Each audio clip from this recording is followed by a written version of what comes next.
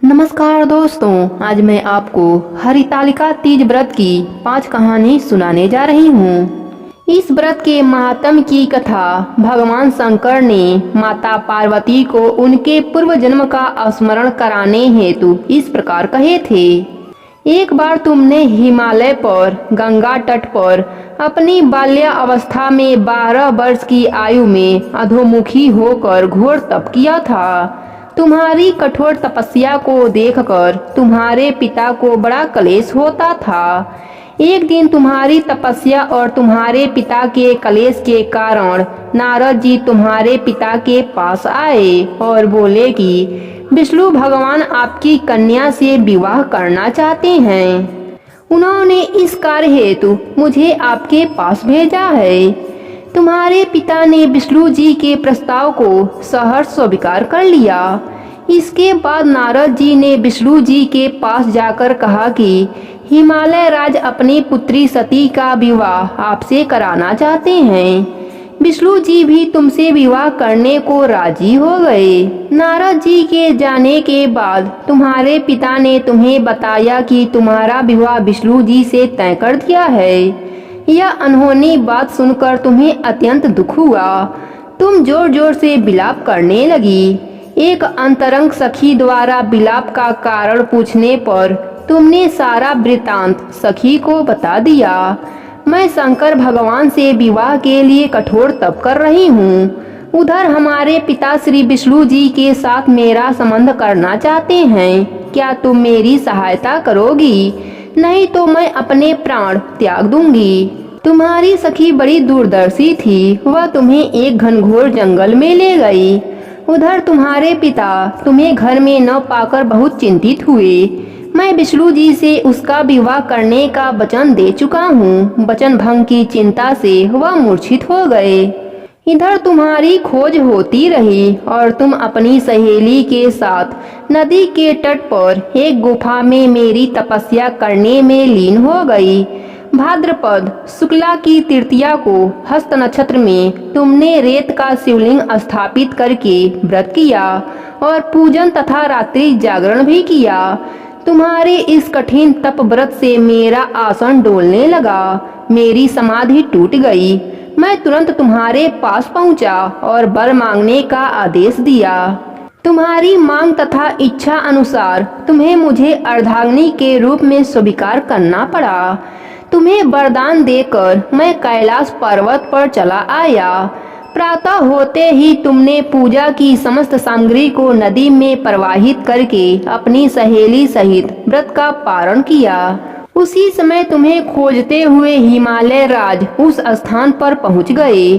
बिलखते हुए तुम्हारे घर छोड़ने का कारण पूछने लगे। तब तुमने उन्हें बताया कि मैं शंकर भगवान को पति रूप में वरण कर चुकी हूँ, परंतु आप मेरा विवाह विष्णु जी से करना चाहते थे, इसलिए मुझे घर छोड़कर आना पड़ा। मैं अब आपके साथ घर इसी शर्त पर चल सकती हूँ कि आप मेरा विवाह विष्णु जी से न करके भगवान शिव जी से करेंगे। गिरिराज तुम्हारी बात मान गए और शास्त्रोक्त विधि द्वारा हम दोनों को विवाह के बंधन में बांध दिया।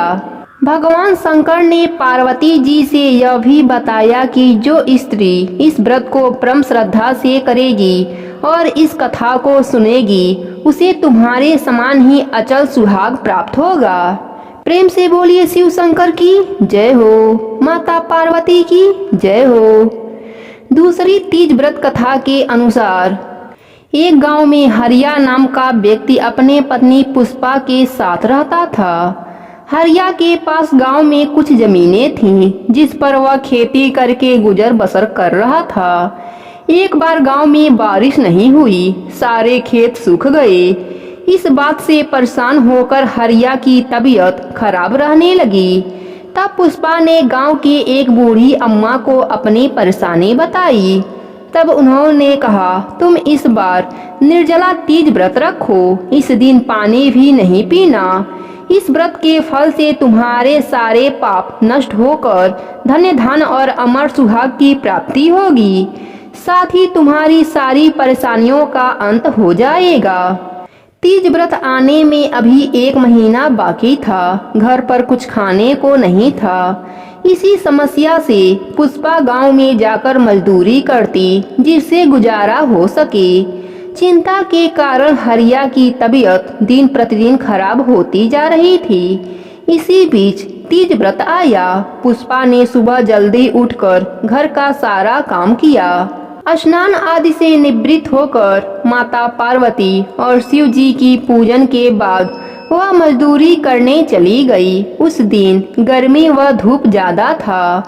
काम करते करते दोपहर तक उसकी तबीयत खराब होने लगी। धूप में मेहनत का काम, साथ ही निर्जला व्रत होने के कारण उसे चक्कर आने लगे और वह बेहोश होकर जमीन पर गिर पड़ी। उसके साथ काम करने वालों ने उसे उठाकर छाया में लेटाया, पानी के छींटे मारे, पर उसे होश नहीं आया। उसके बाद कुछ औरतों ने उसे पानी पिलाया, जिसके कुछ देर बाद उसे होश आ गया, पर उसका व्रत टूट चुका था। वह रोने लगी।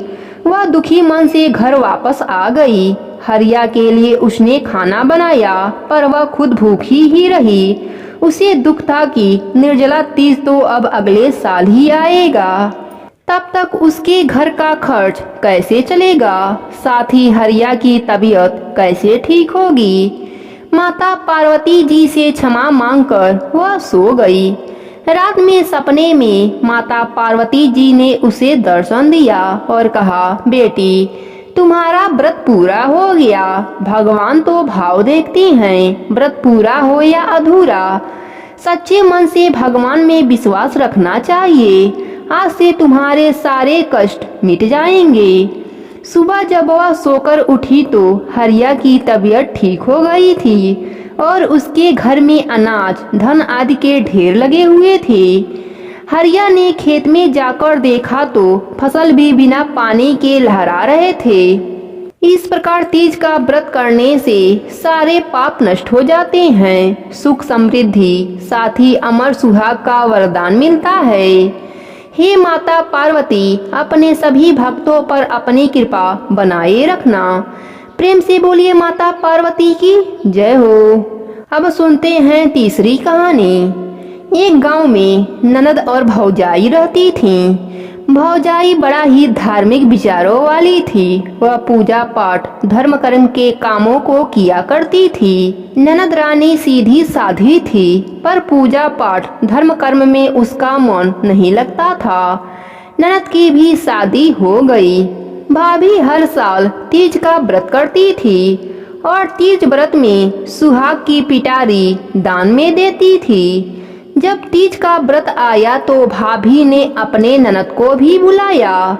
ननद रानी तो आ गई, पर वह अपने भाभी के साथ ना ही व्रत करती और ना ही व्रत की कथा सुनती थी। भाभी ने तीज का व्रत किया। तीज व्रत में सुहाग की पिटारियां दान में अपनी ननद को भी दिया।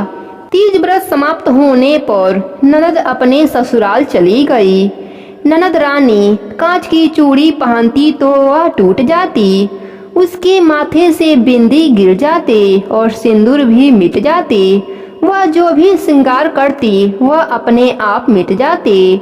ननद रानी इन सब बातों से बड़ा ही चिंतित हुई। वह सारी बातें अपने सास को बताई। सास भी यह सब बातें सुनकर बड़ा ही चिंतित हुई। वह अपने गुरु के पास गई और अपने गुरु को सारी बातें बताई। गुरु बड़ा ही पहुँचे हुए पुजारी थे। इन सब बातों को सुनकर सारी बातें जान गए। गुरु ने कहा, आपके बहू को विधवा होने का योग बन रहा है। इस कारण उसके श्रृंगार के सारे वस्तु टूट रहे हैं और गिर रहे हैं। सास ने हाथ जोड़कर इस विपत्ति से निकलने का उपाय पूछा। तब गुरुदेव ने बताया कि अमर सुहाग का वरदान सिर्फ माता पार्वती ही देती हैं। अपने बहू को कहो कि वह हरितालिका तीज व्रत करे। माता पार्वती, भगवान शिव और गणेश जी का विधिवत पूजा करे। व्रत की कथाएं सुने। तीज व्रत के दिन सुहाग की पिटारी सुहागिनों को बांटे। इससे तीज माता खुश हो जाएंगे और उसे अमर सुहाग होने का आशीर्वाद प्रदान करेंगे। सास गुरुदेव को प्रणाम कर और धन्यवाद करके घर आई और बहू को सारी बातें बताई। बहू सारी बातें सुनने के बाद वह पछताने लगी कि कैसे उसके भाभी हर पूजा पाठ में उससे पूजा करने के लिए कहती थी, पर वह थोड़ा सा आलस्य के लिए मना कर देती थी। वह भगवान शिव से और माता पार्वती से क्षमा मांगने लगी। हरितालिका तीज व्रत आने पर वह अपने मायके गई और अपने भाभी के साथ तीज का व्रत किया। भोलेनाथ, माता पार्वती और गणेश जी का विधिवत पूजा किया। व्रत की कथाएं सुनी। व्रत के दिन सुहाग की पिटारी सुहागिनों को बांटा। अब वह जब भी श्रृंगार करती तो ना उसके चूड़ी टूटते, ना बिंदी गिरते और ना ही सिंदूर उड़ता। ननद रानी अपने भाभी के तरह हर साल तीज का व्रत करने लगी। व्रत के प्रभाव से उसके घर में अन्य धन सुख सौभाग्य की वृद्धि हो गई। हे माता पार्वती, अपने सभी भक्तों पर अपनी कृपा बनाए रखना, उन्हें सुख सौभाग्य अन्य धन देना। जय हो माता पार्वती की। अब सुनते हैं चौथी कहानी। एक गांव में एक ब्राह्मण दंपत्ति रहते थे। उनकी एक सुंदर सुशील कन्या थी। एक बार उनके घर एक साधु आए। साधु ने उस कन्या को देखकर कहा कि इस कन्या का विदर्भ योग है। इस पर ब्राह्मण दंपत्ति बड़ा ही चिंतित हुए और इस योग को दूर करने का उपाय पूछा। तब साधु ने बताया कि यह लड़की शादी के बाद से हरितालिका तीज का व्रत करना आरंभ कर देगी तो इसका सुहाग अमर हो जाएगा। हरितालिका तीज व्रत के प्रभाव से इसके कुंडली से विदर्भ योग भी समाप्त हो जाएगा। वह ब्राह्मण कन्या विवाह के बाद ही हरितालिका तीज व्रत करना आरंभ कर दिया। वह माता पार्वती, भगवान शिव और गणेश जी का विधि विधान से पूजा करने लगी। उसके पूजा पाठ के पुण्य से वह जीवन भर सौभाग्यवती बनी रही। हे माता पार्वती, अपने सभी भक्तों को सुखी और सौभाग्यवती रखना। प्रेम से बोलिए माता पार्वती की जय हो। अब सुनते हैं पांचवी गणेश जी की कथा। एक समय की बात है, एक गांव में एक साहूकार रहता था। उसके 4 पुत्र और 1 पुत्री थी। साहूकार के बेटे बड़े थे, इस कारण उनकी शादी हो गई। घर में 4 बहुएं आ गईं। चारों बहुएं तीज का व्रत करती थीं और कथाएं सुनती थीं। व्रत कथा के अंत में वह गणेश जी की कथा भी सुनती थीं। परंतु उनकी जो ननद छोटी थी वह व्रत कथा तो बड़े ही प्रेम से सुनती, परंतु जब गणेश कथा की बारी आती तो वह खड़ी हो जाती और घाघरा झाड़ कर चली जाती। गणेश भगवान कई बार सोचा कि अभी यह छोटी है, बड़ी हो जाएगी तो समझ जाएगी, परंतु वह हमेशा ऐसा ही करती थी। एक दिन गणेश भगवान रुष्ट हो गए और कन्या को सबक सिखाने के लिए एक भौरा का रूप धरा। रात हो गई, साहूकार की बेटी सो गई। रात के जैसे ही 12 बजे भौरा आकर साहूकार के बेटी के कानों में गूंजने लगा, बोलने लगा कि भाव भाव भौरा हूँ, साहूकार की बेटी को कलंक लगाने आया हूँ। भाव भाव भौरा हूँ, साहूकार की बेटी को कलंक लगाने आया हूँ। यह बात सुनकर साहूकार की बेटी जाग गई और दुखी हो गई और सोचने लगी, मुझे कलंक लगाना कौन चाहता है? मैंने तो किसी के साथ कोई गलत काम नहीं किया, फिर ऐसा कौन है?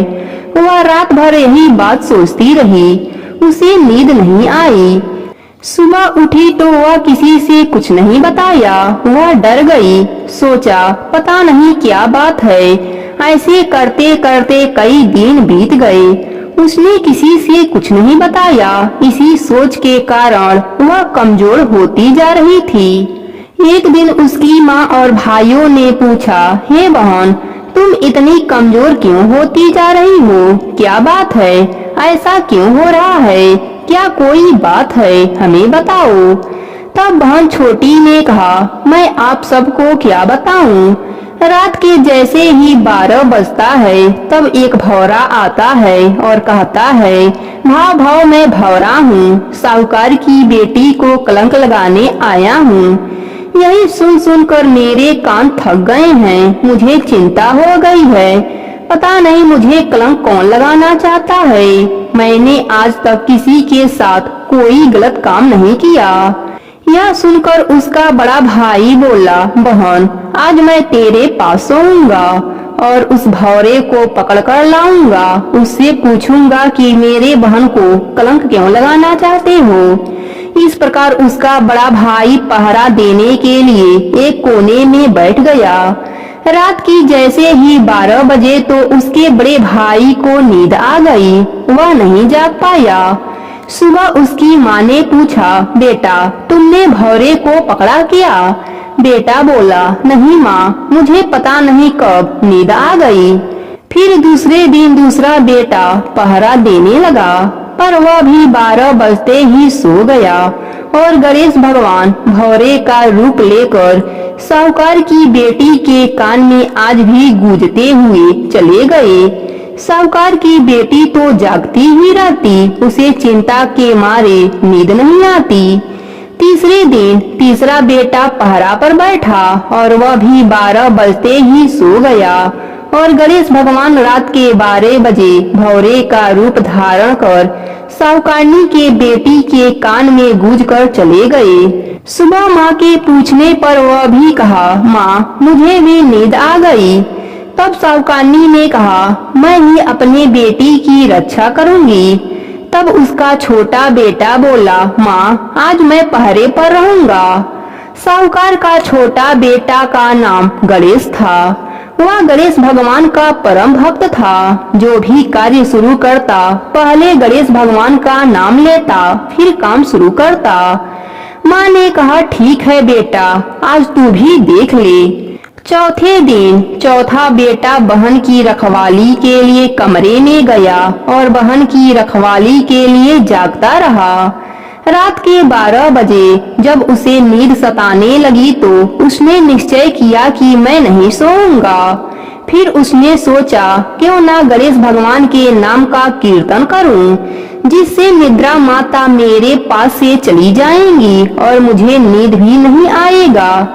फिर वह गणेश भगवान का नाम का जप करने लगा। जय गणेश जय गणेश जय गणेश जय गणेश। रटते रटते रात के 12 बज गए। गणेश भगवान भी आए, परंतु उसे नींद नहीं आई। गणेश भगवान तो भौरे का रूप धरा और साहूकार की बेटी के कान में बोलने लगे, भाव भाव मैं भौरा हूँ, साहूकार की बेटी को कलंक लगाने आया हूँ। वह उसके कानों में बोल रहे थे। साहूकार का छोटा बेटा इस आवाज को सुन रहा था। फिर साहूकार का बेटा गणेश काजल की डिब्बी लिया और भौरे को पकड़ने के लिए दौड़ा। भौरा आगे आगे और छोटा बेटा गणेश पीछे पीछे भागते रहे।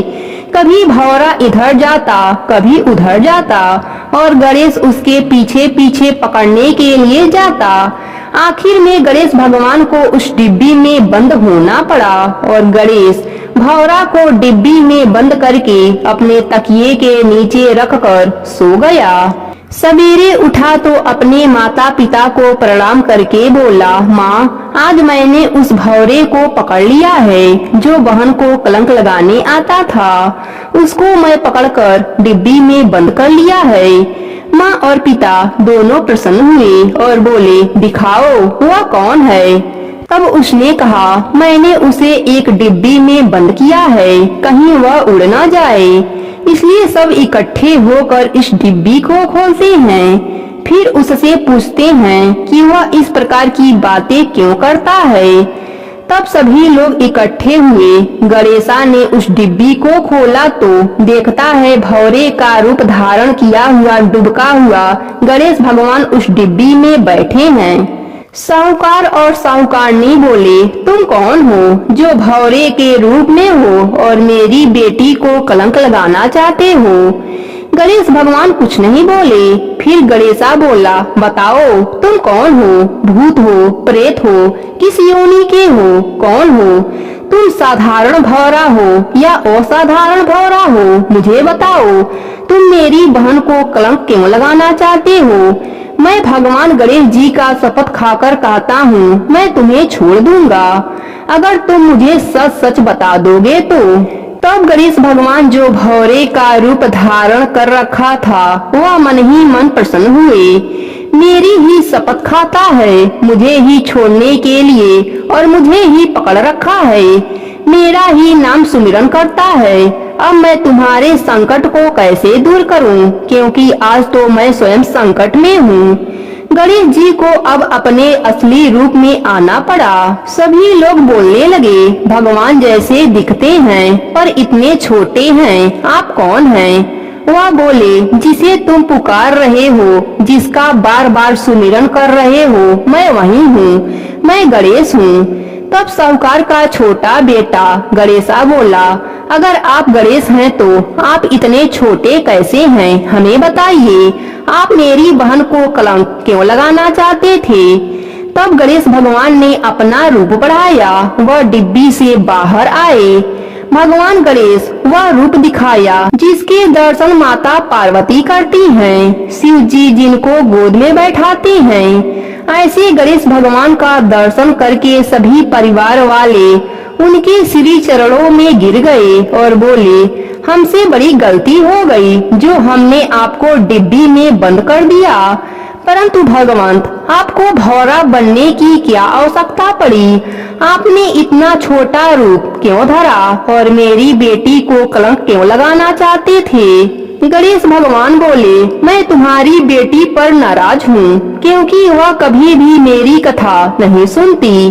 तुम्हारी सभी बहुओं ने मिलकर कथा कहती और सुनती, पर यह जब भी मेरी कथा की बारी आती तो तेरी बेटी घाघरा झाड़ कर खड़ी हो जाती और वहाँ से चली जाती थी। मेरी कथा इसने कभी भी बैठकर ध्यान लगाकर नहीं सुनी, इसलिए मैं उससे अप्रसन्न हूँ, उससे नाराज हूँ। इसलिए उसे यह बताने के लिए उसके पास आकर उसको कलंक लगाने की बात करता था। मैं किसी को कलंक नहीं लगाता, परंतु मैं उसे यह एहसास कराना चाहता हूँ कि वह मेरी पूजा से बेमुख हुई है। तब सभी परिवार वाले और उसकी बहन गणेश भगवान के चरणों में गिर गए और बोले, आज से हम आपकी कथाएं अवश्य सुनेंगे। सभी व्रत के कथा के अंत में आपकी कथा अवश्य सुनेंगे। गणेश भगवान प्रसन्न हो गए और बोले, आज के बाद जो भी मनुष्य मेरी इस कथा को सुनेगा, मैं उसकी सारी संकट दूर कर दूंगा, उसका घर अन्य धन से भर दूंगा। इस प्रकार गणेश भगवान की सभी लोग जयकारा लगाने लगे। गणेश जी साहूकार का घर अन्य धन से भर दिया और अंतर ध्यान हो गए। हे गणेश जी महाराज, आज जो भी आपकी इस कथा को सुन रहा है, उसके व्रत को पूर्ण कर देना, उसका घर अन्य धन से भर देना, अपनी कृपा सदा बनाए रखना। कहानी अधूरी हो तो पूरी करना, पूरी हो तो मान रखना। प्रेम से बोलिए गणेश भगवान की जय हो।